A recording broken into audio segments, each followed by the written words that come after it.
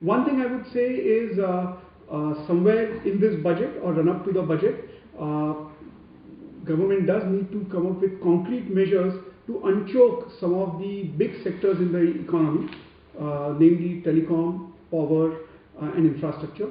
I think some good policy initiatives have been announced, but I think the entire 2G license and the uncertainty on the future of telecom operators, that needs to be put to rest if you want to make them ready to invest and expand going forward. Same way, the entire power sector viability, which has come into question, that needs to be put to rest so that again investment can continue in the power sector. So unchoking them through concrete steps and removing this entire cloud of uncertainty that has come on that sector. I think that would be one of the single biggest things that one would hope for. Second is there are many government-owned entities which are of strategic importance, and they are required for country to do well, country to prosper, and for country to also have its security interests taken care of. BSNL, MTNL, ITI. Just between these three, today they run up losses in excess of some 10-15,000 crores every year. And same way, power sector discoms. Between them, they run up losses, I think, of some 80,000 crores or 1 lakh crores. Now, these are state-owned enterprises that are required, and their success is required for the entire industry. So, taking concrete measures, whether it is by way of fund infusion, whether by way of changing policies the way they are managed, it's important that that step gets taken. Unfortunately, it has been a holy cow in the past. Nobody has touched them. But if we don't touch them, they are going to be one of the biggest cause of spreading industrial sickness in the country, and at the same time create issues with some of our national strategic interests. For example, BSNL runs today National Internet Backbone. It's an arm which is used to take broadband into rural India.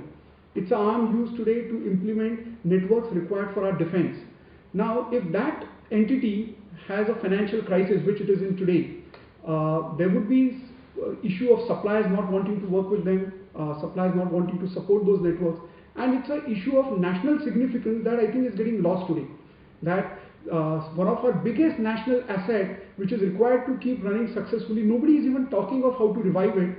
And what that would do is some of our national networks of security and growth are both going to get impacted.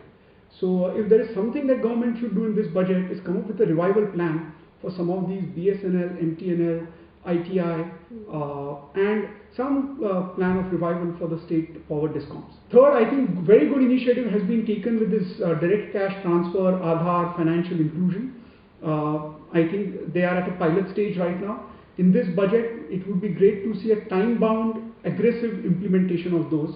I think it's going to create a completely new market by bringing 60 crore of our population in a formal banking channel.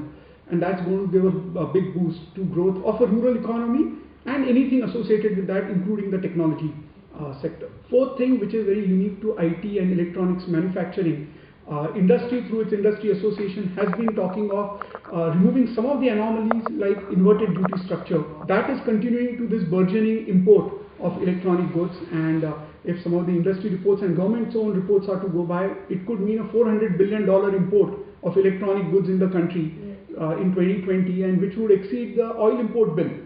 And if we have to counter that, you have to start creating a foundation for domestic manufacturing.